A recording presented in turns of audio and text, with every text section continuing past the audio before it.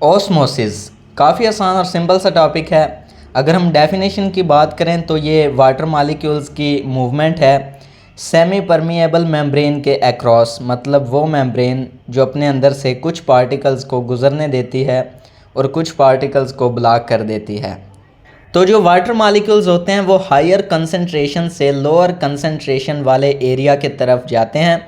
अगर हम simple words में बात करें तो डाइल्यूट मतलब जहाँ पे सॉल्यूशन कम गाढ़ा होता है वहाँ से गाढ़े सॉल्यूशन की तरफ जो मूवमेंट होती है वाटर मॉलिक्यूल की, उसे हम ऑस्मोसिस कहते हैं। अगर हम ऑस्मोसिस के की फीचर्स की बात करें तो पैसिव ट्रांसपोर्ट होती है, मतलब एनर्जी की ज़रूरत नहीं होती इस प्रोसेस में।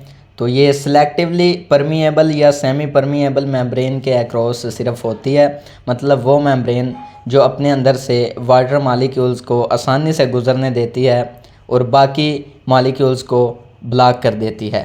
नेक्स्ट, अगर हम सिलेक्टिवली परमिएबल मेम्ब्रेन की प्रॉपर डेफिनेशन की बात करें तो इसकी डेफिनेशन बनेगी a membrane that allows only certain molecules like water to pass through it while blocking others. तो ये सिंपली इसकी डेफिनेशन है। नेक्स्ट, अगर हम सेमी परमिएबल मेम्ब्रेन की इम्पोर्टेंस की बात करें तो ओस्मोसिस का जो प्रोसेस है इसके ज़रिए होता है, तो इसलिए ये बहुत ज़्यादा इम्पोर्टेंट है। नेक्स्ट एक टर्म है टोनिसिटी। अगर हम इसकी डेफिनेशन की बात करें तो tonicity refers to the relative concentration of solutes in solution. For example, अगर हम वाटर को एज अ सॉल्वेंट और साल्ट जो NaCl नमक होता है उसे एज अ सल्यूट लें तो उसके अंदर नमक को ऐड करें और उसका जो सॉल्यूशन बनेगा, जिस सॉल्यूशन के अंदर कम नमक होगा वो लेस कंसंट्रेशन होगी सल्यूट की सॉल्वेंट के अंदर, और अगर हम कम वाटर के अंदर ज़्यादा साल्ट डाल दें तो वो हायर कंसंट्रेशन होगी सल्यूट की सॉल्वेंट के अंदर। नेक्स्ट, अगर हम टाइप्स ऑफ सॉल्यूशंस की बात करें तो हाइपोटोनिक सॉल्यूशन ये वो होता है जहाँ लेस सॉल्यूट कंसंट्रेशन और मोर वाटर कंसंट्रेशन, मतलब सॉल्वेंट्स जो है वो ज़्यादा हो और उसके अंदर जो सॉल्यूट है, जैसा हमने नमक वाली एग्जांपल देखी थी, तो वो कम हो। हाइपरटोनिक सॉल्यूशन की अगर हम बात करें तो उसके अंदर सॉल्यूट मतलब कम पानी और नमक ज़्यादा, तो ये हाइपरटोनिक सॉल्यूशन होगा। नेक्स्ट एक टर्म यहाँ पे यूज़ हुई है एक्वापोरीन्स।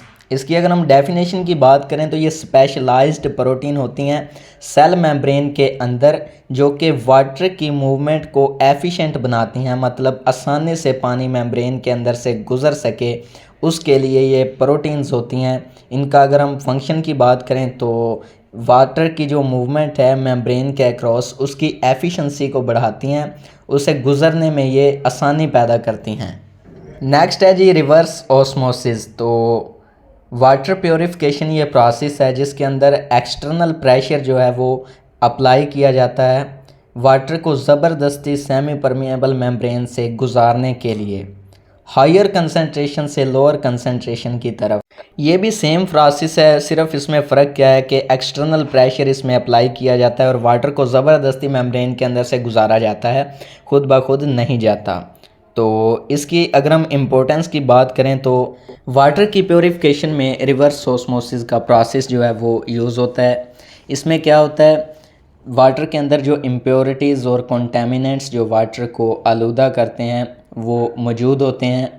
तो सिलेक्टिवली परमिएबल मेम्ब्रेन जैसी एक चीज़ लगी होती है फ़िल्टर के अंदर, जब हम प्रेशर को अप्लाई करते हैं तो पानी तो उस मेम्ब्रेन से गुज़र जाता है, लेकिन जो कॉन्टेमिनेंट्स या इम्प्योरिटीज़ होती हैं वो पीछे रह जाती हैं, क्योंकि सेमी परमिएबल या सिलेक्टिवली परमिएबल जो बैरियर होता है उसके अंदर से वो चीज़ें नहीं गुज़र सकती, लिहाजा जो वाटर है वो साफ़ होकर हमें हासिल हो जाता है।